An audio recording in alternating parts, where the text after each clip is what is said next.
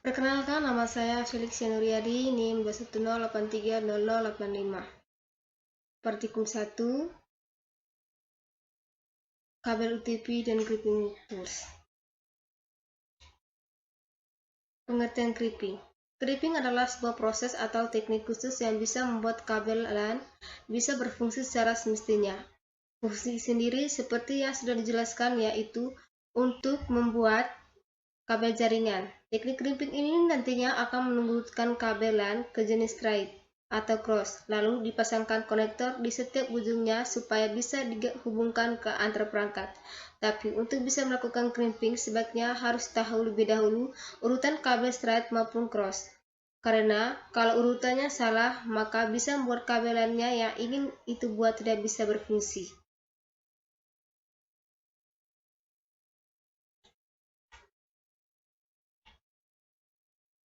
Pengertian kabel UTP. Kabel UTP atau Unset Wide Pair merupakan suatu kabel yang digunakan untuk membuat jaringan komputer. Kabel UTP dilengkapi dengan 8 buah kabel dengan warna unik. Di tiap kabel lalu disusun berlilitan pada setiap pasang warna hingga menjadi 4 pasang. Lilitan kabel tersebut berfungsi untuk mengurangi induksi dan kebocoran pada kabel. Biasanya, kabel ini sering digunakan untuk menghubungkan sebuah komputer dengan komputer lainnya melalui sebuah perangkat jaringan. Akan tapi, kabel ini juga sering digunakan untuk menghubungkan dari komputer ke perangkat jaringan yang lain, seperti router dan switch. Kabel UTP memiliki fungsi yakni gunakan sebagai kabel jaringan LAN atau local network. Pada sistem jaringan, komputer dan biasanya kabel UTP mempunyai iluminasi kurang lebih dari 100 ohm serta dibagi menjadi beberapa kategori berdasarkan kemampuannya bagi pengantar data.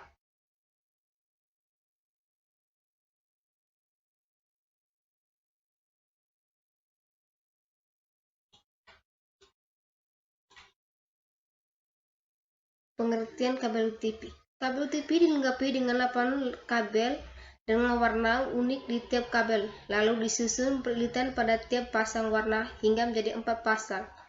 Lilitan kabel tersebut berfungsi untuk mengurangi induksi dan kebocoran pada kabel. Setiap warnanya pada kabel memiliki fungsi yang berbeda dari 8 warna kabel UTP. Masing-masing memiliki perannya sendiri. Adapun perannya fungsinya yaitu 1. Jingga. Kabel warna jingga memiliki fungsi sebagai pengantar paket data. Putih jingga. Kabel berputih jingga memiliki fungsi sebagai pengantar paket data. Hijau. Kabel warna hijau memiliki sebagai pengantar paket data. Putih hijau. Kabel warna putih hijau memiliki sebagai pengantar paket data. Biru. Kabel warna biru memiliki fungsi sebagai pengantar paket suara. Coklat. Kabel warna coklat memiliki fungsi sebagai pengantar tegangan DC. Putih coklat. Kabel warna coklat memiliki fungsi sehingga mengantarkan tegangan PC.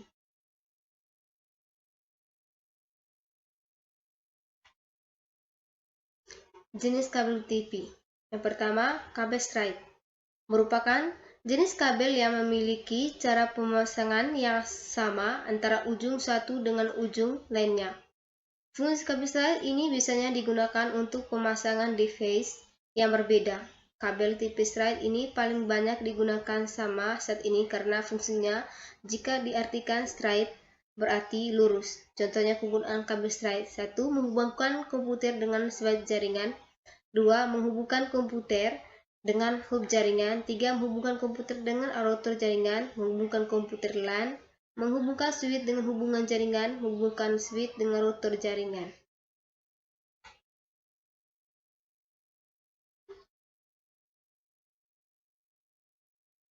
Susunan warna kabel straight. Untuk susunan warna kabel straight, ujung satu dengan ujung lainnya sama. Nah, urutan seperti berikut: putih orange, putih hijau, biru, putih biru, hijau, putih coklat, coklat. Seperti gambar di tabel berikut.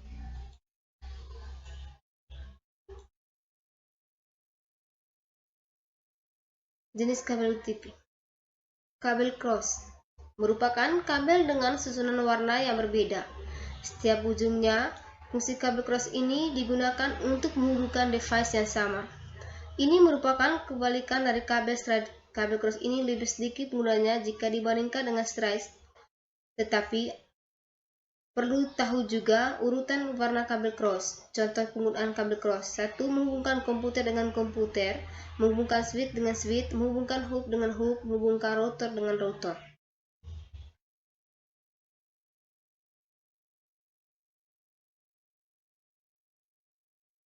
Jenis kabel UTP.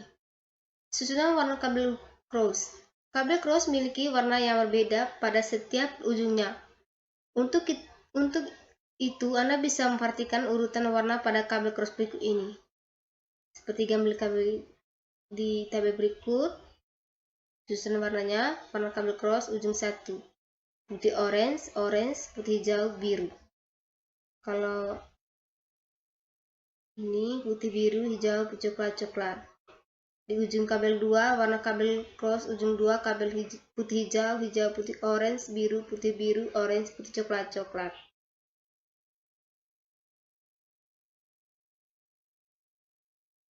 Jenis kabel UTP. Merek JM Link VTP Case. Jenis VTP tipe case. Lokasi pemasangan. Kabel LAN dari zaman Link ini cocok Anda yang membutuhkan kabel yang dipasangkan di luar ruangan. Kabel ini sudah dilengkapi dengan PoE atau Power over Ethernet yang memudahkan pemasangan perangkat di outdoor. Dengan demikian, tidak perlu lagi menarik kabel power atau daya perangkat router yang ada di tower. Seperti ini. Merek profesional neutron kabel UTP.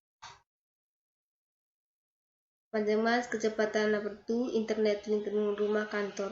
Seperti ini gambarnya.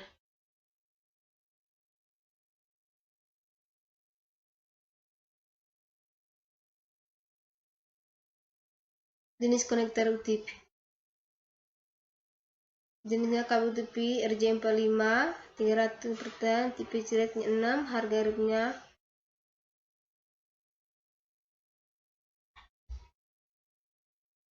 Pengertian tang crimping. Tang crimping atau crimping tool merupakan salah satu jenis alat pemotong khusus untuk kabel. Biasanya tang ini digunakan untuk instalasi jaringan listrik. Tang crimping merupakan tang yang berfungsi untuk memotong, mengupas, dan menjepit kabel berjenis atau disebut UTP, insulated wide pair, dan step atau disebut slide wide pair, serta sekaligus dapat menghubungkan kabel ke konektor jenis RJ11 dan RJ45. Kepala tang crimping yang punya dua bagian yang berbeda, yaitu pada bagian atas disebut dengan head dan bagian bawah disebut body. Bagian tang crimping. 1.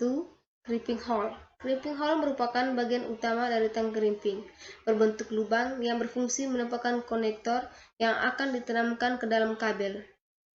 Zat yang digunakan untuk crimping akan menekan pin sehingga ujung pin serta otomatis akan membuat kulit warna sehingga menyebabkan ujung pin tembaga menempel pada kawal kabel pada gambar di samping. 1.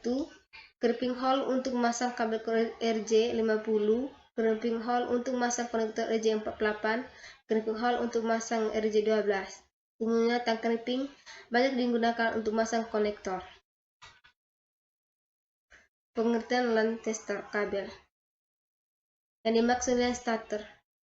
Hasil kandungan untuk LAN tester adalah alat untuk mengecek koneksi sambungan kabel LAN RJ45 dan RJ11. Dilengkapi dengan lampu indikator tombol mengatur kecepatan pengecekan serta baterai dan kantong kecil. Dari namanya yang sudah dijelaskan bahwa LAN tester adalah alat untuk mengecek sambungan rangkaian kabel LAN RJ45 dan RJ11. Jenis LAN tester. Seperti ini jenisnya.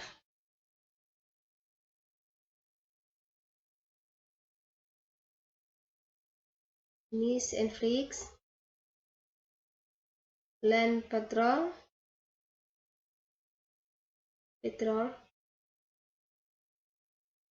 LAN, harga LAN tester,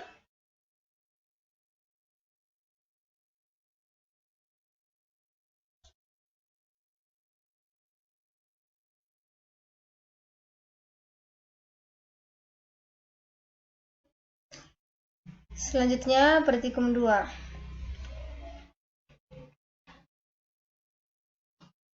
Yaitu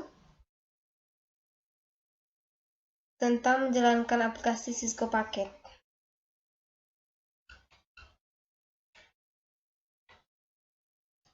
Jelaskan dan ilustrasikan standar perangkat jaringan yang digunakan saat ini pada topologi di atas. Jawabnya, topologi jaringan komputer adalah metode atau cara yang digunakan agar bisa menghubungkan komputer dengan komputer lainnya. Struktur atau jaringan digunakan untuk menghubungkan suatu komputer dengan komputer lainnya, bisa dengan menggunakan kabel ataupun nirkabel atau tanpa kabel. Fungsi topologi jaringan. Fungsi topologi komputer berfungsi untuk mengetahui bagaimana masing-masing komputer atau host dalam jaringan komputer dapat saling berkomunikasi satu sama lain. Cara menjalankan aplikasi Cisco Packet atau dengan trace teacher. Cara untuk menambahkan perangkat router. 1. Pada bagian button bawah pilih router atau pilih router PT4T. Kemudian letakkan router seperti di bawah ini. Seperti tabel berikut. Klik pada perangkat router sampai muncul tampilan seperti berikut. Jika sudah klik pada bagian power yang berada pada sebelah kanan untuk mematikan router. 2. Pilih PT router name ICFE dan letakkan pada port 0 dan port 1 seperti gambar di bawah. Ini kemudian hidupkan dengan router dengan klik kembali power router yang berada pada sebelah kanan. Seperti gambar berikut. Klik pada button port 1 pada menghidupkan port. Ulangi cara tersebut pada Fast Ethernet 010. Seperti pada gambar berikut. Untuk menambahkan PC, pada button bawah pilih End Device atau pilih PC Pad PT. Kemudian letakkan PC seperti di bawah ini. Seperti gambar ini. Kemudian pada button bawah ini pilih Connect atau Computer Crossover. Sambungkan kabel pada router Fast Ethernet 0 ke PC 1 dan Fastnet 0 ke PC 2 seperti gambar berikut ini. Tambahkan IP address pada router per 0 dan per 1 dengan cara seperti berikut. Klik router config estimate. Ketika IP address 192.168.1.1 Max 255.255.250. Klik router config path internet 10. Ketikkan IP address 192.168.2.1 dan subnet max-nya 255.255.250. Klik PC desktop, IP configuration, pilih static, kemudian isikan IP address 192.168.1.2. Subnet max-nya 255.255.255. No default-nya gateway 192.168.1.1. Klik PC2 desktop, IP configuration, pilih static, kemudian isikan IP address 192.168.2.2. Subnet max-nya 255.255 dan default gateway-nya 192.168.2.1. Tes ping antara PC1 dengan PC2. Klik PC1 desktop, connect from. Ketik ping 192.168.2.2 PC2. Jika tampilan muncul seperti ini berarti PC dan PC2 saling koneksi satu sama lain.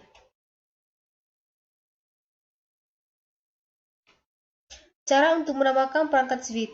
Pada bagian button bawah pilih switch MPT. Kemudian letakkan switch seperti di bawah ini. Klik pada perangkat switch sampai muncul tampilan seperti berikut. Jika sudah klik, pada bagian power berada di sebelah kanan untuk matikan switch. Pilih PT switch. ICF letakkan pada per 0 dan per 1 seperti gambar di bawah. Kemudian hidupkan lagi rotor dengan klik kembali power rotor yang berada pada sebelah kanan. Yang ini. Kemudian letakkan PC seperti di bawah.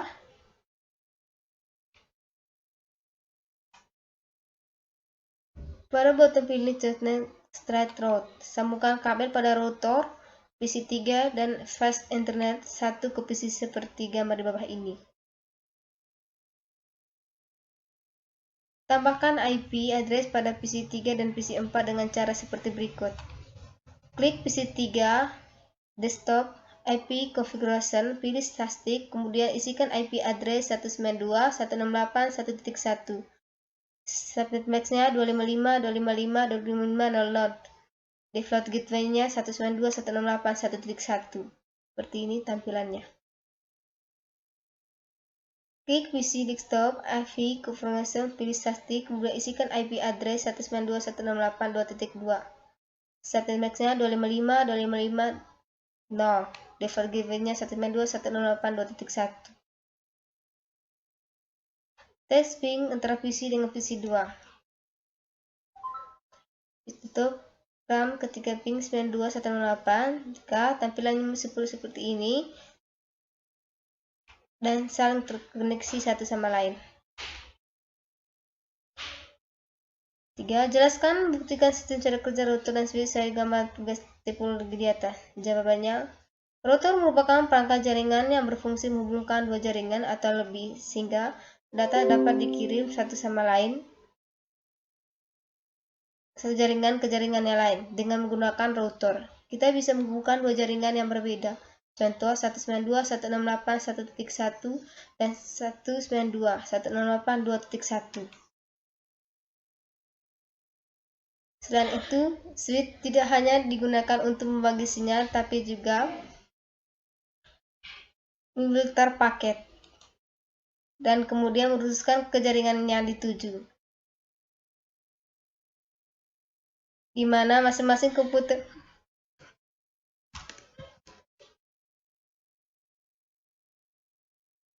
terhubung dengan terlebih dahulu melalui kabel LAN sebelum terhubung dengan router. Jelaskan dan buktikan PC yang terhubung pada router. Jika memiliki network IP yang sama, jika memiliki IP yang berbeda. Jawab. Jika network IP yang sama,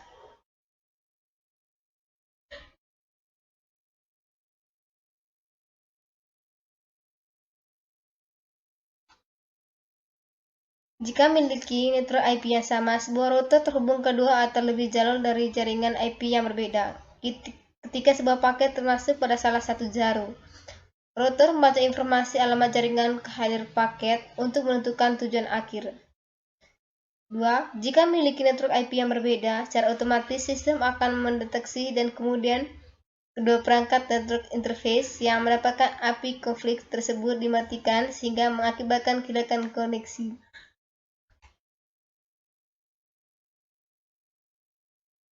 Jelaskan dan buktikan PC yang terhubung dengan switch.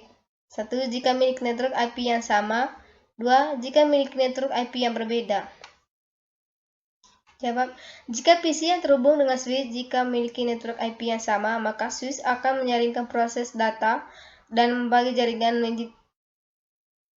menjadi beberapa subnet sehingga hanya proses yang ditujukan untuk IP address tertentu yang bisa berjalan dari satu segmen ke segmen lainnya. Selanjutnya praktikum 4.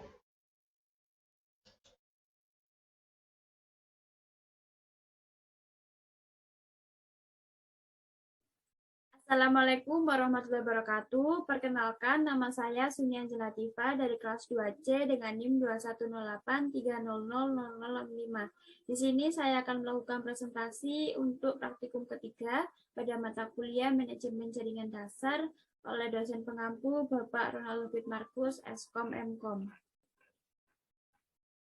Berikut ini adalah praktikum 3 yang akan saya praktekkan, yaitu setting OVA Windows 7 di VirtualBox dan setting manual TCP or IPv4 pada Windows 7. Berikut ini adalah langkah-langkah untuk setting OVA Windows 7 dan manual TCP. Pertama, silakan buka VirtualBox pada komputer masing-masing, kemudian silakan pilih berkas atau file pada pojok sebelah kiri VirtualBox dan pilih import appliance pada opsi. Langsung saja kita praktekkan. Di sini silakan pilih file, kemudian klik import appliance, kemudian silakan pilih file untuk appliance to import.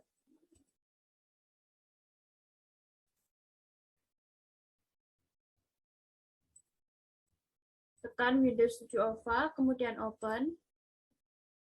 Kemudian di sini silakan pilih next. Untuk appliance setting silakan pilih import. Kemudian tunggu hingga import appliance selesai hingga 100%.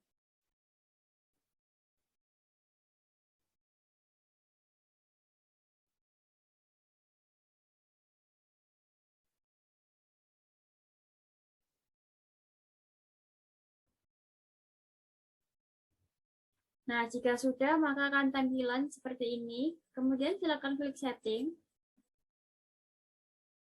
untuk mengubah sistem dan USB.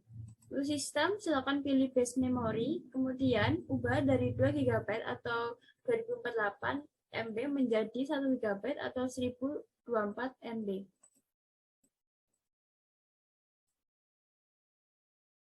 Kemudian untuk USB, silakan pilih pada USB 1.1 atau pada opsi pertama, kemudian klik OK. Jika sudah, silakan klik Start untuk masuk pada Windows 7.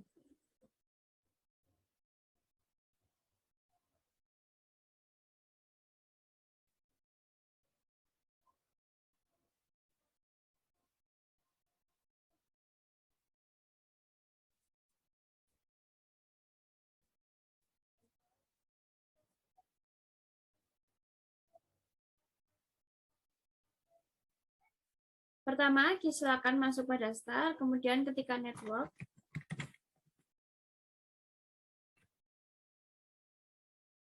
Kemudian silakan klik kanan, pilih Properties.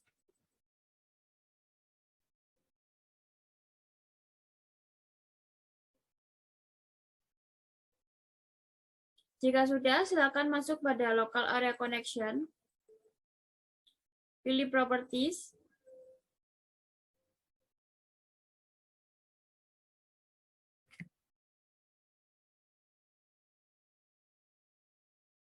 dan pilih Internet Protocol version 4, klik 2 kali, dan ubah dari obtain an IP address menjadi use the following IP address.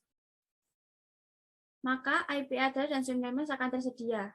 Silakan ketikkan 192.168.1.2. Maka otomatis subnet mask akan terisi. Kemudian silakan klik OK dan OK.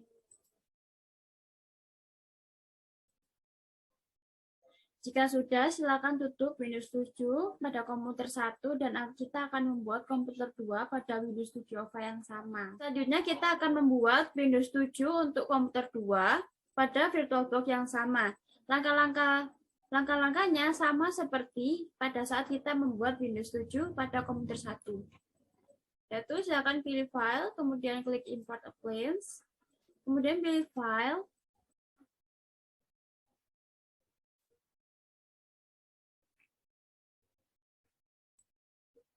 silakan klik Windows 7 OVA, kemudian open. Di sini silakan klik next. Kemudian untuk appliance setting, silakan klik import. Dan tunggu hingga importing appliance menjadi 100%.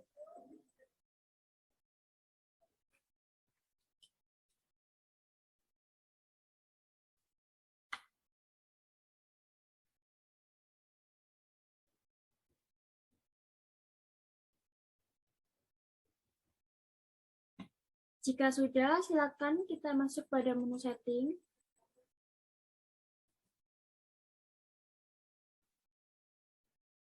Kemudian, ubah opsi sistem dan USB. Di sistem, silakan masuk pada base memory dan ubah dari 2 GB menjadi 1 GB.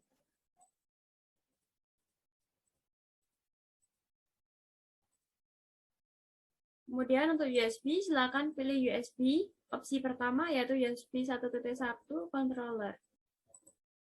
Silakan klik OK. Kemudian silakan klik Start.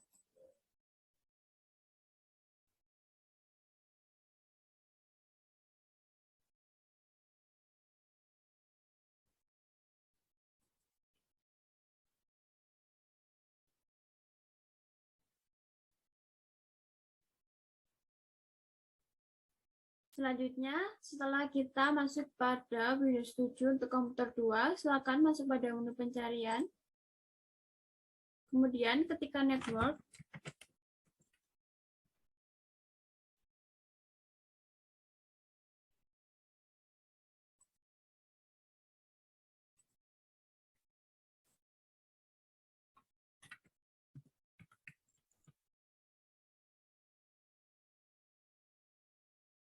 Kemudian silakan klik kanan, kemudian pilih Properties.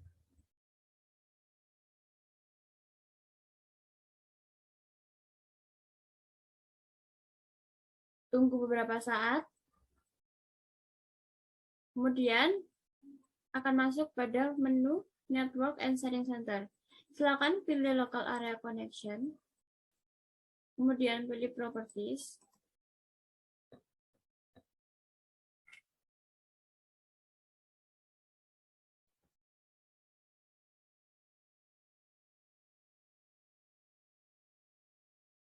Dan pilih Internet Protocol version 4, klik 2 kali. Kemudian ubah dari opsi pertama menjadi opsi kedua, yaitu use the following IP address. Dan ketikkan IP address, yaitu 192.168.1.3.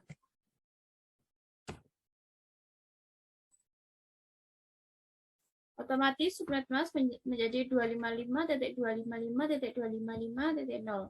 Kemudian silakan klik OK. Klik OK dan close.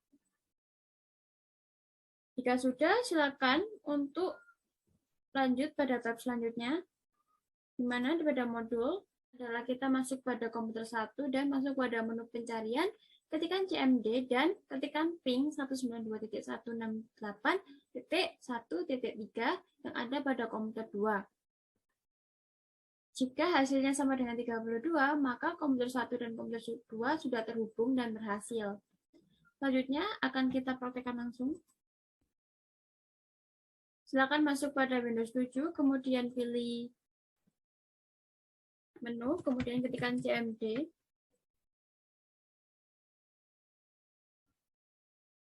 Kemudian enter.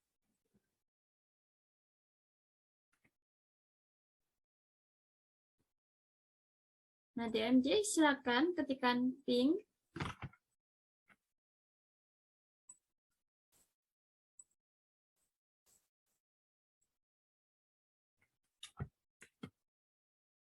192.168.1.3, kemudian enter.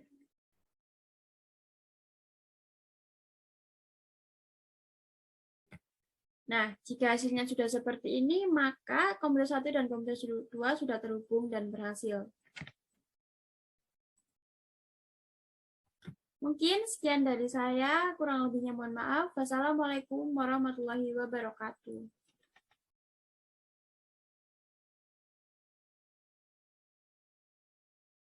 Praktikum 4 yaitu sharing folder. Yang pertama kita pilih file explorer,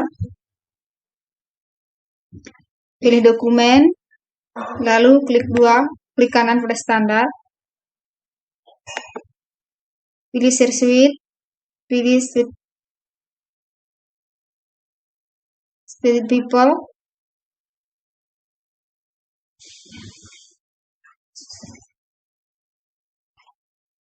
pilih red, lalu pilih everyone,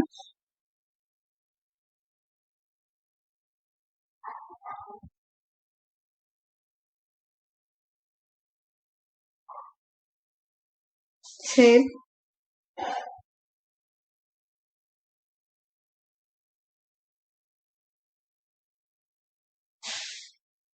pilih down,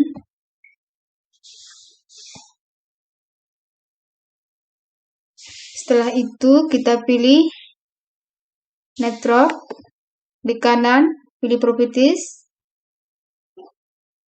setelah itu kita pilih change adaptive setting, di local area ini kita klik kanan, lalu kita pilih properties. Berikutnya, klik internet protokol version 4, klik 2 kali.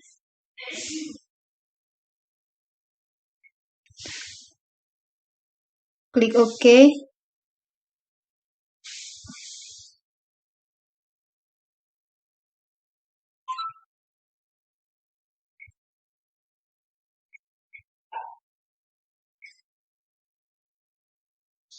Setelah itu kita pilih Windows R, lalu klik OK. Setelah itu kita pilih user, pilih Map Network Drive. Di sini kita pilih huruf tergantung, pilih F, lalu finish. Untuk ngeceknya kita pilih komputer.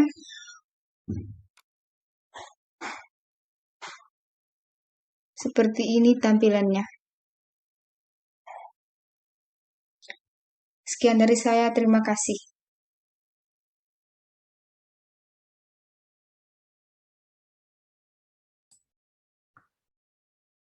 Assalamualaikum warahmatullahi wabarakatuh. Perkenalkan, nama saya Nandita Sintia Lestari dari kelas 2C dengan NIM 21083000069. Di sini saya akan mempresentasikan manajemen jaringan dasar modul 5, yaitu sharing printer Windows 7.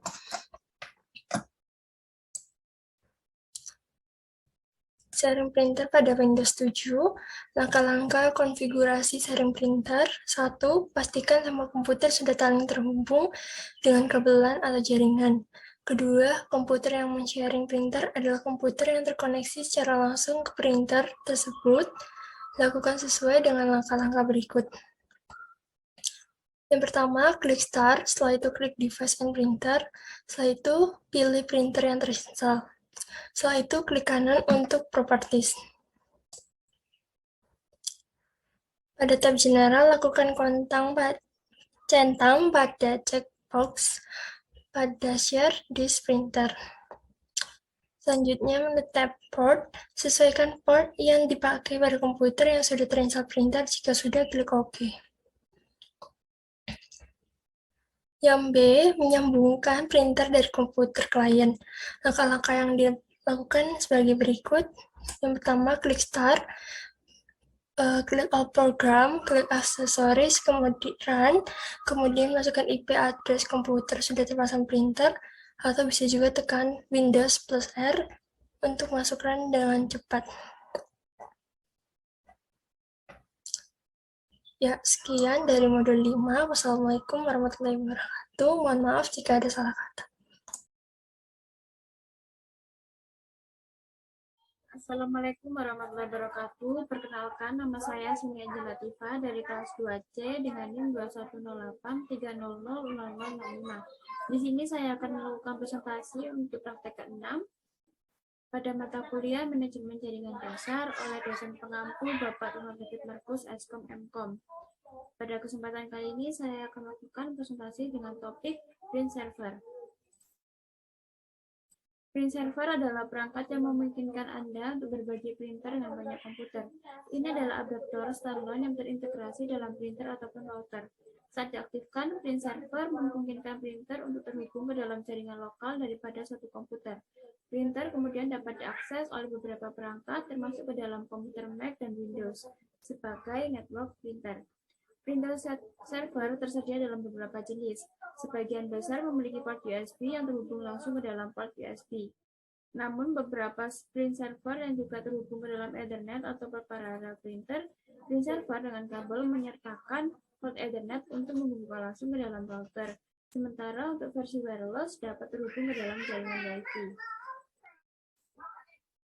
Selanjutnya adalah pengertian dari print server. Printer yang menyertakan print server build sering disebut dengan network printer atau wireless printer. Printer ini memungkinkan memiliki port Ethernet untuk menghubungkan langsung ke dalam local area network atau Wi-Fi card internal yang memungkinkan printer muncul ke dalam jaringan wireless. Karena banyak rumah dan bisnis sekarang yang memiliki jaringan wireless, printer wireless telah menjadi cara populer untuk berbagi printer dengan banyak komputer. Beberapa router juga dapat berfungsi sebagai print server.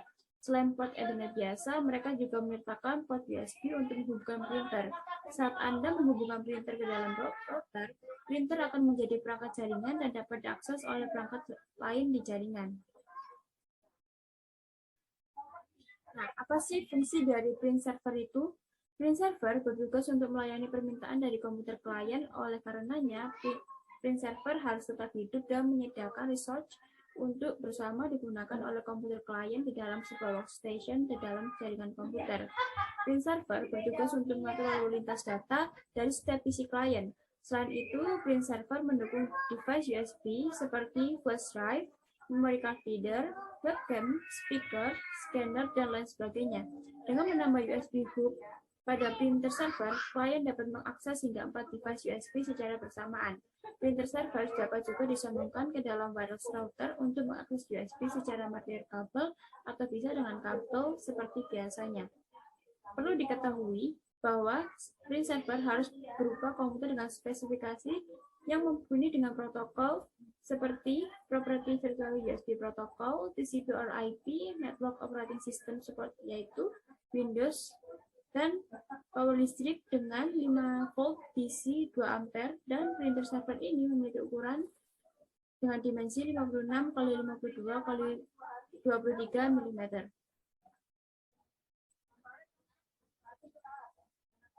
Berikut ini adalah jenis-jenis dari print server. Yang pertama adalah EpsonNet 10/100 BSDX External Print Server.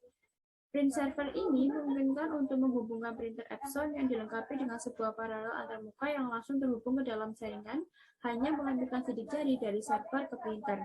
Maka, konektor antarmuka paralel dan hubungan ini di mana saja dalam jaringan yang kamu punya, karena server ini sudah mendukung beberapa protokol dan secara otomatis dapat mendeteksi protokol di dalam jaringan kita.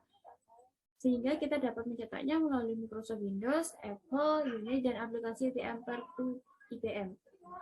Gunakan EpsonNet, WinAssist, MacAssist, dan WebAssist, utilitas konfigurasi yang disediakan oleh produk agar dapat digunakan dengan cepat dan dengan mudah mengatur server cetak yang menggunakan protokol seperti TCP or NetWare dan AppleTalk dan SNMP.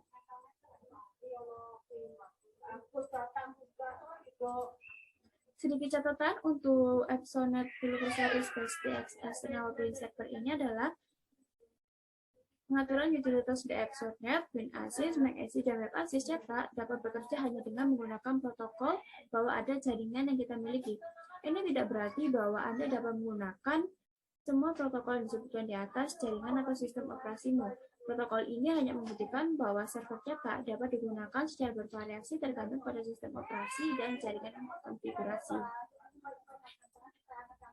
Berikut ini adalah spesifikasi dari EpsonNet 10/100 BSDX External Print Server, yaitu Network Connection Type dengan Ethernet LAN, safety yaitu ULL-CSA, dengan certification adalah FCC Class A, operating relative humidity adalah 20-80%, storage temperatur adalah -30-70 derajat Celcius, untuk data transfer rate adalah 10 megabit per second, dan iPort adalah 1 kali RJ45, I kali IEEE-1284.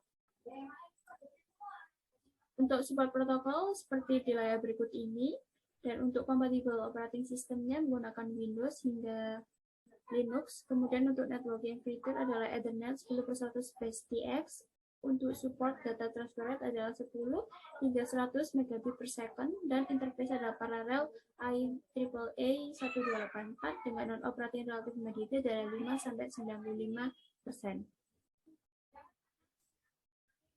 Selanjutnya kita akan membahas kepada jenis-jenis print server, yaitu Epson Net 10/100 SPX USB print server. Epson ini adalah server cetak yang terhubung dalam port USB printer Epson. Dengan cetakan ini, server Anda dapat menghubungkan print Epson yang dilengkapi dengan USB yang langsung ke dalam jaringan. Server ini mendukung beberapa protokol dan secara otomatis mendeteksi protokol di dalam jaringan sehingga dapat mencetak dari Microsoft Windows, Apple, Unix, dan IBM OS Virtual. Gunakan Epsonet WinAssist, MacAssist, dan WebAssist dengan utilitas konfigurasi yang sudah disediakan dengan produk agar dapat digunakan dengan cepat dan mudah untuk mengatur server cetak yang menggunakan protokol seperti TCP/IP, NetWare, NetBIUI, AppleTalk, IPP, dan SNMP. Sedikit catatan untuk print server ini adalah protokol ini hanya membuktikan bahwa server cetak dapat digunakan secara bervariasi tergantung pada sistem operasi dan jaringan konfigurasinya saja. Selanjutnya kita akan masuk pada jenis ketiga dari print server, yaitu Epsonet 802.11b Wireless X Print Server. Server ini adalah server cetak nirkabel yang dirancang untuk digunakan di dalam kantor, rumah, ataupun jaringan sekolah yang kecil. Pada jaringan kabel seperti ini digambarkan bahwa komputer dan peralatan lainnya berbagi informasi dan akses internet melalui serangkaian kabel. Dengan jaringan nirkabel, kita dapat berbagi sebuah informasi antara komputer dan mesin cetak dengan menggunakan gelombang radio. Mirip dengan teknologi yang digunakan pada telepon nirkabel, kita dapat menempatkan pencetak di lokasi yang cocok dan menggunakannya tanpa harus menghubungkannya ke dalam komputer ataupun jaringan. Epson ini kita bisa menambahkan server cetak nirkabel ke jaringan baik dengan atau tanpa akses point nirkabel atau stasiun pangkalan bandara khusus. Jika kita memiliki akses point atau base station, baik kabel dan nirkabel dilengkapi komputer dapat menggunakan printer. Jalur akses juga memungkinkan komputer untuk mengakses sumber daya lainnya, seperti akses internet. Berikut ini adalah ilustrasi yang menunjukkan bahwa jaringan nirkabel yang menggunakan titik akses.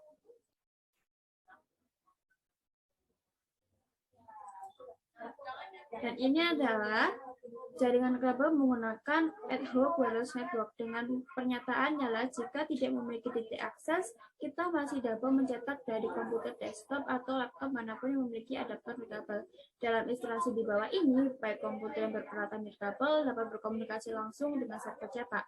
Sebelum kita dapat mengatur server cetak nirkabel 802.11b, kamu harus memutuskan bagaimana caranya untuk menggunakannya, baik dengan titik akses dalam mode infrastruktur ataupun tanpa titik akses atau dalam mode ad hoc yang juga disebut sebagai ad hoc 802.11b, komputer to komputer dan peer to peer. Selanjutnya kita masuk pada jenis keempat dari print server, yaitu TP-Link TLPS1100P Single Parallel Port Fast Ethernet Print Server. Print server ini memungkinkan untuk membawa komputer keluar dari lingkaran saat menyiapkan jaringan printer.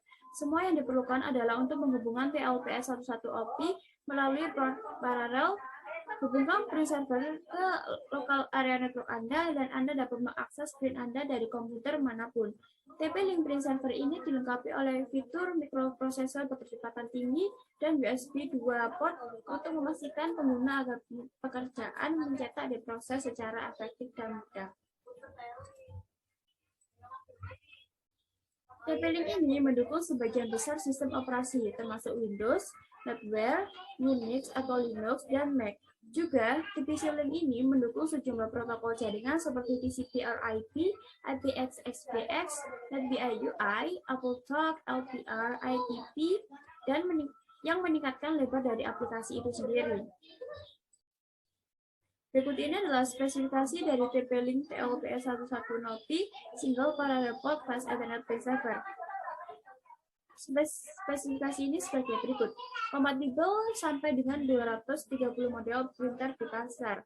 Yang kedua adalah mendukung multi protokol dan multi operating system yang mudah digunakan di hampir semua lingkungan jaringan. Yang ketiga adalah mendukung POS atau Power on Self-Test dan email alert untuk membantu mengidentifikasikan masalah percetakan segera mungkin. Yang keempat adalah setup sederhana dan pengelolaan yang sangat mudah dioperasikan. Yang kelima adalah desain yang ringkas dan cerdas yang dapat terletak hampir di mana saja. Nah, di sini tertampil bahwa ada macam-macam dari kompatibilitas dari TP-Link TL-PS110P ini. Pertama adalah untuk hardware feature, yaitu dengan interface parallel port, fast Ethernet RJ45 port. Untuk power consumption adalah 3.3 volt DC 2 ampere. Untuk LED indikator adalah status dengan 10 mega dan 10 Mbps. Dengan dimension adalah 59 x 52 x 22 mm. Untuk firmware sendiri, yaitu dengan manajemen adalah web management, telnet configuration, HPW, chat admin. Dengan protokol adalah TCP or IP, dan LPR or LPD. Dengan advanced filter adalah DHCP, client atau POS, atau Power on Self-Test. Nah, dan ini adalah kompatibilitas dari lain-lainnya atau yang pertama adalah package content, dengan print server, Ethernet kabel, resource CD, quick installation guide, dan power supply unit. Dengan sistem requirement adalah seperti berikut, dengan environment adalah operating temperature, storage temperature, operating humidity, dan storage humidity. Selanjutnya yang terakhir ada jenis-jenis print server, yaitu D-Link DPR1061 print server. Server ini adalah server multiport yang serbaguna yang cocok digunakan untuk di kantor, sekolah, dan bisnis. Dengan port USB dan satu port sejajar untuk koneksi pencetak, alat ini memberikan Anda fleksibilitas untuk menambahkan banyak printer ataupun peralatan multifungsi ke dalam sebuah jaringan. Menciptakan hingga 3 koneksi peralatan printer atau multifungsi, DPR1061 adalah cara yang paling mudah dan efektif untuk berbagi beberapa perangkat melalui sebuah jaringan. Spesifikasi dari D-Link DPR1061 print server ini adalah memiliki 2 USB 2 port printer dengan satu pangkalan pencetak paralel 10/100 PSDX Ethernet port yang mendukung berbagai jenis percetakan termasuk GDI yang mendukung fungsi pemindaian dan fax dari peralatan multifungsi yang mendukung jaringan TCP or IP, NetDIUI dengan sistem operasi Windows, Linux, Unix, dan Mac. Nah, cara kerja dari print server ini ada banyak. Yang saya pilih ada sebagai berikut. Cara kerja dari print server cukup sederhana, yaitu sebuah komputer PC dengan spesifikasi memumpuni dijadikan sebagai printer server untuk semua komputer klien yang dapat diakses oleh klien untuk mengakses printer dalam sebuah jaringan komputer. Print driver cukup diinstal pada komputer tanpa harus diinstal pada setiap PC klien karena printer akan di-sharing oleh komputer driver pada setiap klien dengan hak akses masing-masing PC. Kemudian, metode ini sangat menghemat biaya karena setiap PC tidak perlu menggunakan printer pribadi. Cukup sharing dari printer server, maka setiap PC bisa mengakses printer tersebut. Dengan demikian, kenyamanan dalam bekerja lebih bisa ditingkatkan tanpa perlu banyak printer dan setiap orang bisa mengakses ke dalam satu printer saja.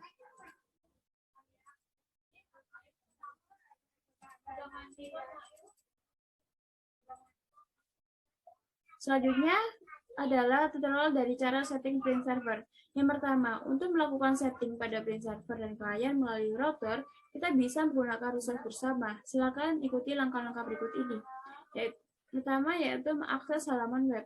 Sambungkan router dengan komputer dan akses kode 192.168.1.1 sesuai router masing-masing melalui sebuah web browser seperti Mozilla ataupun Google Chrome. Yang kedua adalah masukkan username ataupun password yang secara default biasanya admin dan passwordnya juga admin ataupun sama. Yang ketiga adalah pada menu yang tersedia silakan pilih print server, kemudian pilih enable dan tekan apply. Dan terakhir di sini setting router untuk print server telah selesai dan lanjut ke dalam tahap berikutnya.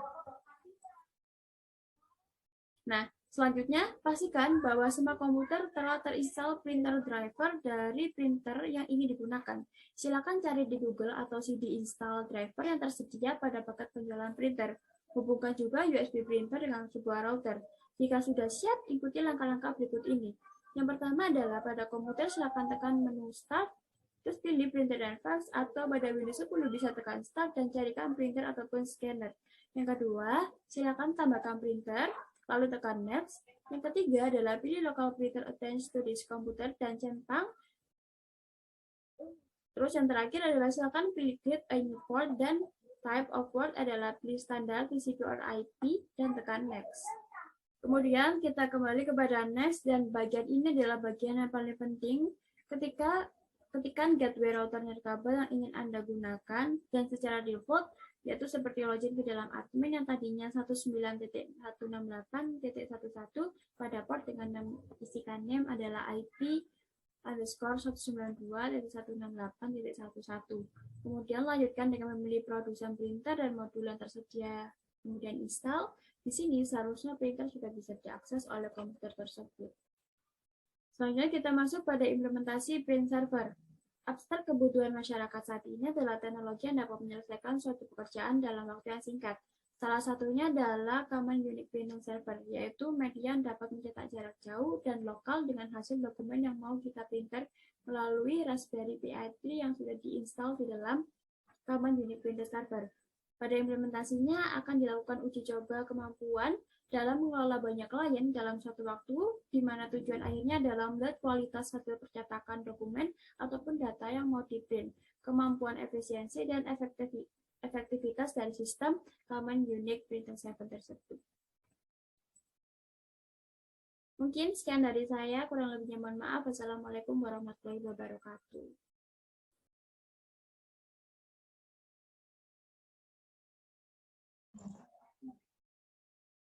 Perkenalkan, nama saya Usi Audiadini dengan NIM 210830000088 dari kelas 2C.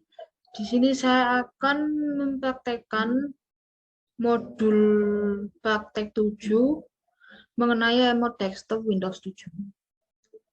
Saya akan share screen. Kita akan melakukan remote desktop itu di virtual machine. Kita masuk ke Windows 7, Start,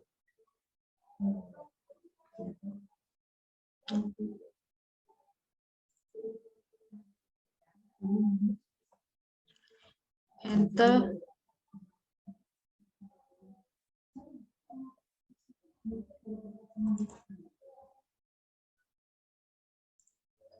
kita pilih yang admin. Ini kita aja. Setelah itu kita masuk ke Start, Control Panel, kemudian kita ketik Remote Setting di sini, di Search Control Panel.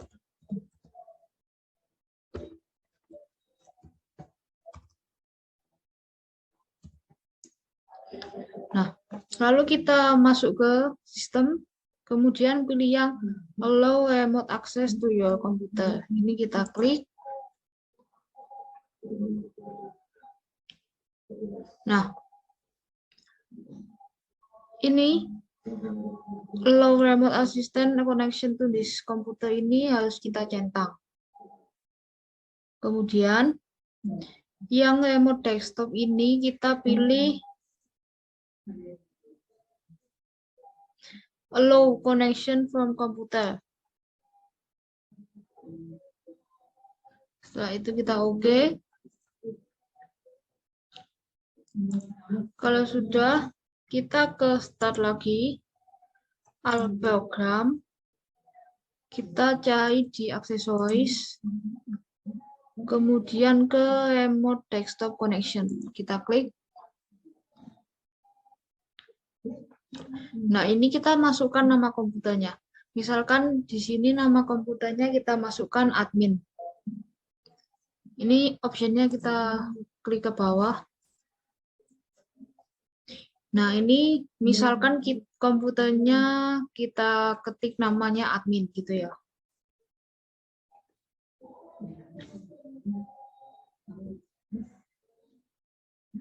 Lalu ini Kemudian kita masuk ke display. Ininya harus kita centang. Kemudian ke local resource. Ini pengaturannya harus seperti ini. Kemudian kita ke program. Ke experience. Nah, ini sebelumnya itu kalau nggak salah, pilihannya itu disetting ke high speed, tapi kita pilih ke yang LAN. Ini. Jika sudah terakhir ke advance. Ini. Kalau sudah, kita klik connect.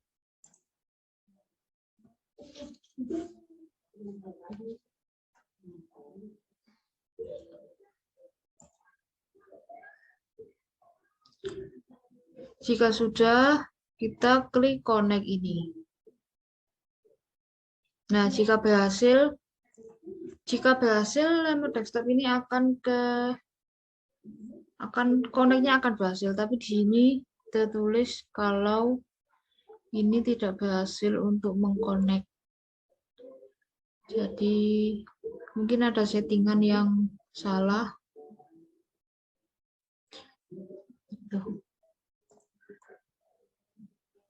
Jadi kurang lebih seperti itu. Sekian demo praktek modul 7 dari saya. Bila ada kurang lebihnya, saya mohon maaf. Terima kasih.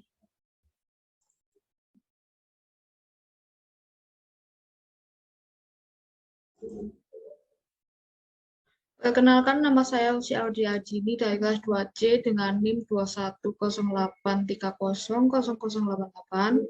Di sini saya akan melakukan demo praktek modul 8 tentang remote desktop Ubuntu 12.04.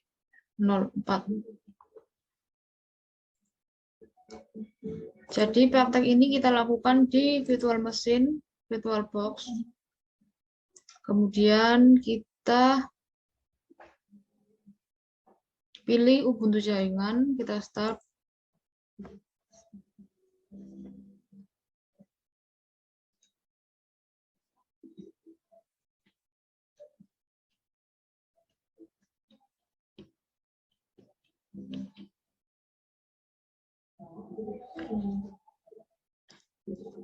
Kita masukkan passwordnya.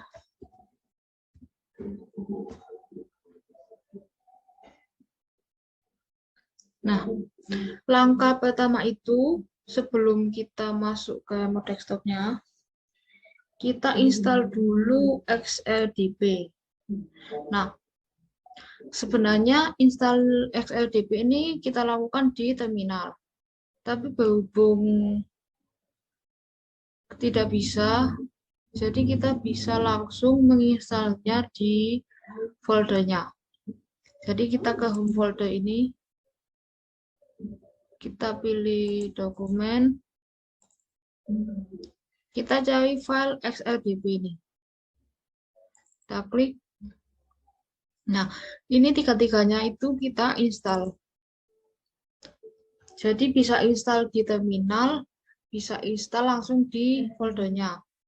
Nah, kalau belum diinstal, di sini itu tertulis install. Jadi kita klik saja. Berhubung ini sudah diinstal, jadinya tulisannya install ini. Ini sudah diinstal. Kita lanjut ke sini. Terus kita klik install lagi di sini. Kemudian yang ini install di sini. Nah, setelah semuanya sudah terinstall, tiga-tiganya ini sudah terinstall, kita akan konfigurasi XLDB. Nah, caranya itu kita masuk ke terminal, Ctrl+Alt+T. Nah, kita ketikkan sudo terlebih dahulu. Lalu masukkan password Ubuntu-nya. Nah, setelah itu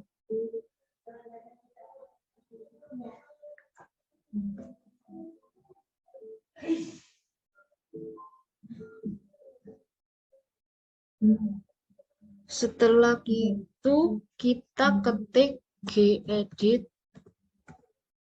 spasi garis miring home garis miring jaringan garis miring exception. Lalu kita enter. Nah, kita akan masuk ke sini, ke gedit. Gedit ini adalah editor teks gedit. Jadi setelah masuk ke situ,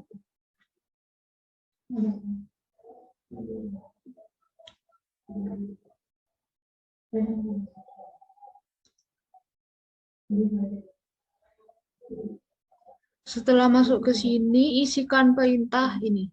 Genome, step session sama dengan Ubuntu, step 2D.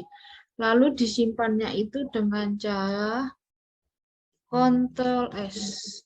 Nah, atau kalau tidak pakai Ctrl S bisa klik save ini.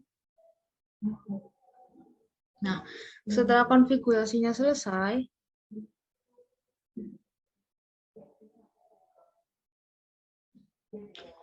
kita close.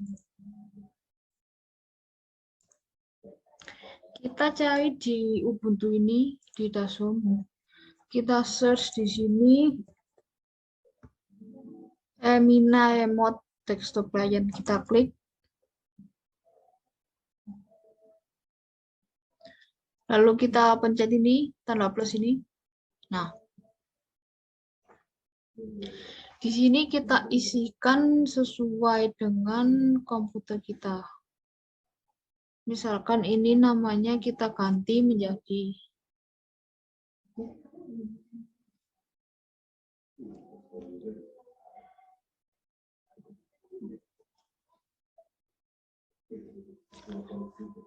namanya kita biarkan seperti ini juga bisa. Kemudian kita isikan servernya.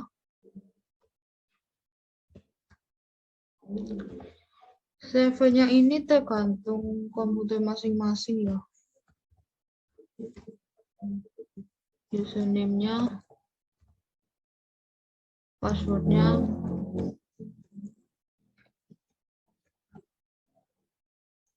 Nah, jika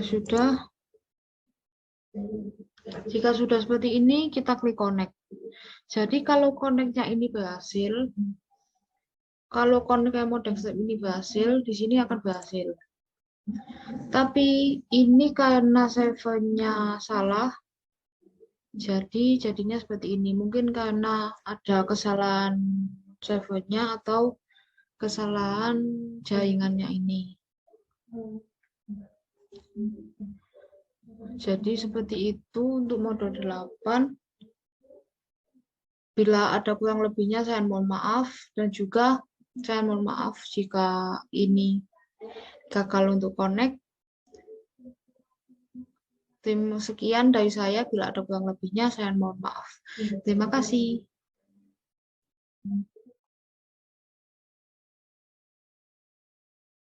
Assalamualaikum warahmatullahi wabarakatuh.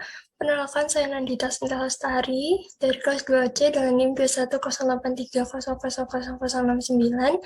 Di sini saya akan mempresentasikan manajemen jaringan dasar modul 9, yaitu sharing folder Ubuntu. Yang pertama adalah sharing folder tanpa password. Yang langkah-langkah yang harus dilakukan adalah siapkan folder yang akan di-share, klik kanan folder, dan ubah folder akses pada bagian order, create, and delete files. Yang kedua, buka aplikasi Samba untuk konfigurasi folder sharing, masukkan lokasi yang akan di-share pada bagian directory.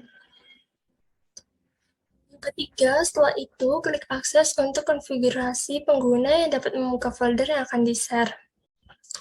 Kedua, sharing folder dengan menggunakan password. Cara digunakan sama seperti dengan yang tidak menggunakan password.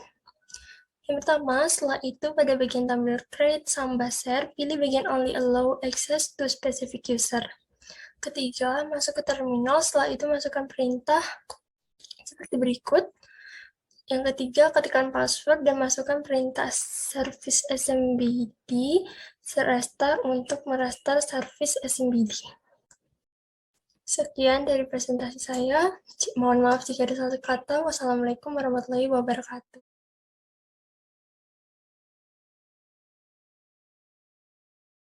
Assalamualaikum warahmatullahi wabarakatuh. Perkenalkan, saya Nandita Sentra Lestari dari kelas 2C dengan NIM 21083000069. Di sini saya akan mempresentasikan manajemen jaringan dasar modul 10 yaitu sharing printer Ubuntu. Langkah pertama yang harus dilakukan adalah langkah konfigurasi sharing printer di Ubuntu server. Setelah itu cari menu printing pada dash home. Setelah itu tekan bagian printing dan add, pilih bagian network printer, klik bagian find network printer. Setelah itu masukkan kode host-nya, setelah itu klik find, klik juga bagian forward pada bagian bawah. Setelah itu klik bagian printer yang tersambung seperti gambar di bawah ini. Buka aplikasi berupa Word pada Ubuntu dan juga untuk melakukan print. Sekian dari presentasi saya. Mohon maaf jika ada salah kata. Wassalamualaikum warahmatullahi wabarakatuh. Assalamualaikum warahmatullahi wabarakatuh. Perkenalkan, nama saya Sunia Latifah dari kelas 2C dengan NIM 210830005. Di sini saya akan melakukan presentasi terkait praktikum ke-11 pada mata kuliah manajemen jaringan dasar oleh dosen pengampu Bapak Ronald David Markus, Eskom Mkom. Di sini saya akan membahas tentang command prompt jaringan. Command prompt jaringan adalah sebuah command line interface pada sistem operasi Windows untuk mengeksekusi file dengan cara memasukkan perintah-perintah menggunakan keyboard. Berikut ini adalah menu perintah dasar command prompt untuk jaringan yang digunakan, yaitu bring, tracker, input, lookup, dan start, dan lain sebagainya. Yang pertama, paket internet grabber atau PIN adalah sebuah program utilitas yang digunakan untuk memeriksa konektivitas jaringan berbasis teknologi Transmission Control Protocol atau TCP/IP. Fungsi dari PIN ini adalah untuk melihat apakah ada hubungan antara komputer yang satu dengan yang lainnya dengan cara mengirimkan sejumlah paket data. Biasanya, PIN digunakan untuk suatu program tes koneksi yang mengirimkan suatu paket data kepada host dan menggunakannya atau menghitung lamanya waktu yang dibutuhkan untuk proses pengiriman data tersebut. Berikut ini adalah hasil tes PIN TTL pada time to live sebagai berikut. Kemudian, untuk hasil tes PIN request timeout adalah sebagai berikut. Nah, mengapa hal ini terjadi? Request timeout adalah ketika komputer server tidak merespon atau menjawab permintaan dari klien setelah beberapa lama. Utilisasi atau pemakaian bandwidth sudah penuh dan kualitas akses jaringan adalah kurang bagus. Website yang dituju memiliki delay yang sangat tinggi sehingga terjadinya ping request timeout. Yang ketiga adalah hasil tes ping dari -N5 sebagai berikut ini. Dan yang terakhir adalah hasil tes ping -T sebagai berikut. Nah, yang kedua adalah inconfig atau ifconfig.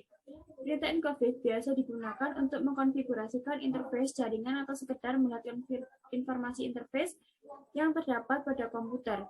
Anda bisa menggunakan perintah inconfig or all untuk seluruh konfigurasi yang terpasang pada interface yang ada di dalam komputer. Anda juga bisa menggunakan perintah ifconfig dan flush DNS untuk reset, clear, refresh, push DNS, change the window, dan memaksakan Windows untuk mendapatkan alamat baru dari DNS server setiap Anda mengakses situs baru. Pada sistem operasi Linux, Mac, OS X, dan Unix, kita bisa menggunakan perintah seperti ini dengan komandan inconfig. Sebagai berikut.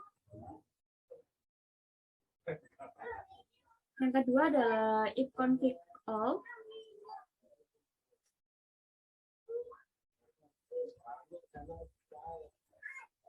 Yang ketiga adalah inconfig flush DNS. Perintah ini digunakan untuk menghapus change DNS pada komputer. Untuk menghapus change ini, Anda hanya perlu mengetikkan perintah inconfig or flush DNS pada command prompt dan tekan enter pada keyboard. Seperti hasil berikut ini. Kemudian ada ipconfig release sebagai berikut ini. Kemudian ada inconfig renew, yaitu opsi ini menetapkan alamat koneksi TCP or IP baru pada sebuah adapter jaringan, di mana koneksi ini akan mengambil nama koneksi secara spesifik untuk opsional. Kedua pilihan atau renew dan release hanya bekerja pada klien yang telah dikonfigurasikan dengan DHCP. Berikut ini adalah hasil dari inconfig renew.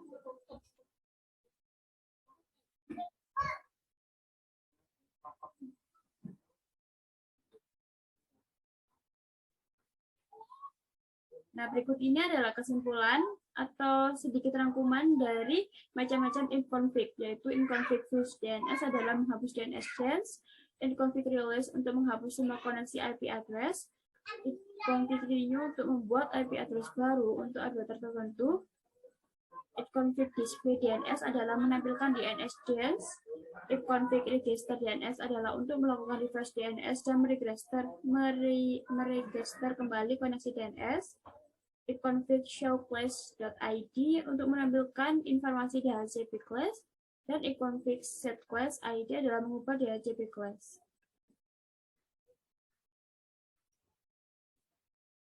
Selanjutnya kita akan membahas tentang nestat. Nestat atau statik jaringan. Perintah ini akan menampilkan koneksi jaringan yang masuk dan keluar serta informasi jaringan lainnya. Digunakan untuk monitoring jaringan dan informasi yang terkait dengan koneksi port, antara lain adalah alamat IP yang terhubung, status koneksi, dan aplikasi yang digunakan. Utilitas nestat dapat menunjukkan koneksi yang open di dalam komputer kita, program mana yang membuat koneksi, dan beberapa banyak sedang dikirim. Perintah semacam ini tersedia di Linux, Mac, dan Unix, tentu dengan opsi perintah yang berbeda-beda. Berikut ini adalah hasil dari nestat.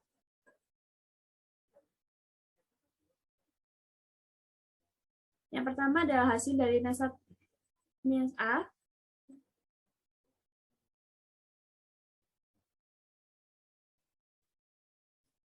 Yang kedua adalah hasil tes nestat -E. Kemudian -N.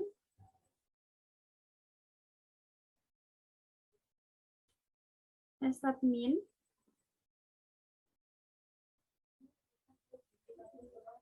Nestat -R.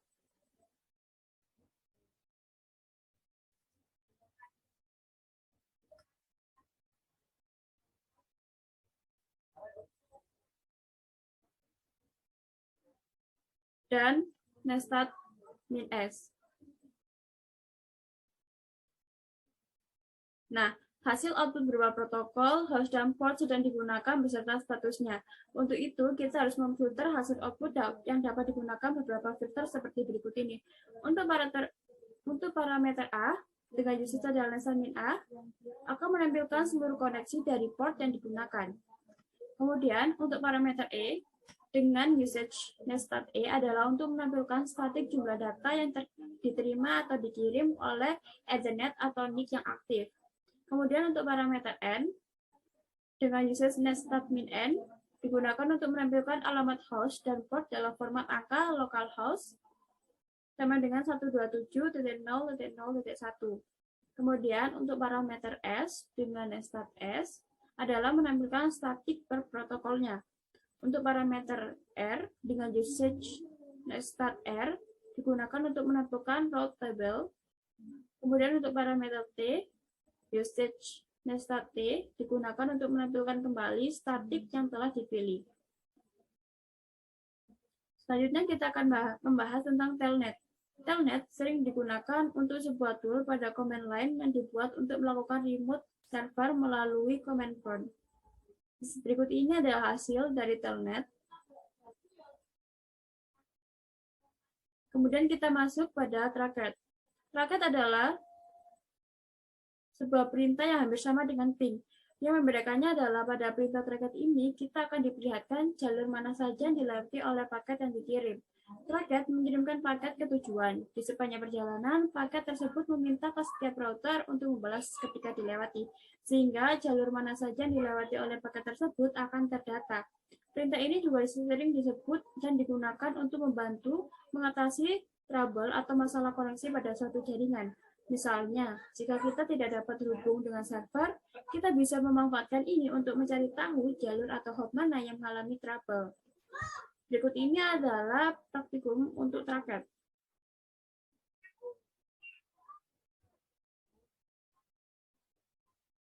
Selanjutnya untuk NSLOOKUP, perintah ini digunakan untuk mencari alamat IP yang dipakai pada suatu domain. Misalnya, Anda bisa menggunakan perintah NSLOOKUP untuk melihat IP address yang digunakan oleh google.com, Facebook, dan IP address yang digunakan oleh blog pintarkomputer.com. Komputer Anda akan terus membuat query server DNS untuk menerjemahkan nama domain ke dalam alamat IP. NSLOOKUP juga biasa digunakan untuk melakukan reserve lookup untuk menemukan nama domain yang digunakan pada alamat IP tertentu. Cukup dengan menuliskan perintah, maka akan terlihat domain yang menggunakan alamat IP tersebut. Berikut ini adalah domain dan percobaan untuk NSLOOKUP. Yang terakhir adalah route. Perintah ini digunakan untuk membuat jalur baru pada komputer ke suatu jaringan. Biasanya pada local area network dan WAN. Kemudian untuk mengetahui proses lalu lintas jaringan Anda, untuk mengetahui informasi jalur host, gateway, dan network, kita perlu menggunakan route untuk melihat yang dikirim dengan perintah route print. Berikut ini adalah hasil dari route. Dengan cara route print, kemudian enter, akan ada IPv4 route table sebagai berikut ini.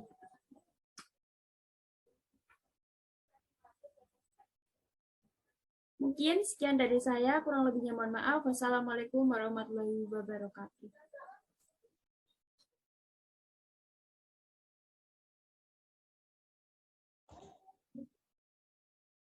Perkenalkan, nama saya Usia Audiadini dengan NIM 210830000088 dari kelas 2C. Di sini saya akan mereview mengenai materi workgroup dan homegroup. Yang pertama yaitu pengertian workgroup dan homegroup. Workgroup. Jaringan workgroup merupakan jaringan dari beberapa unit komputer yang dihubungkan dengan menggunakan kartu jaringan dalam komputer, yaitu Network Interface Card atau NIC atau Local Area Network Card atau LAN card.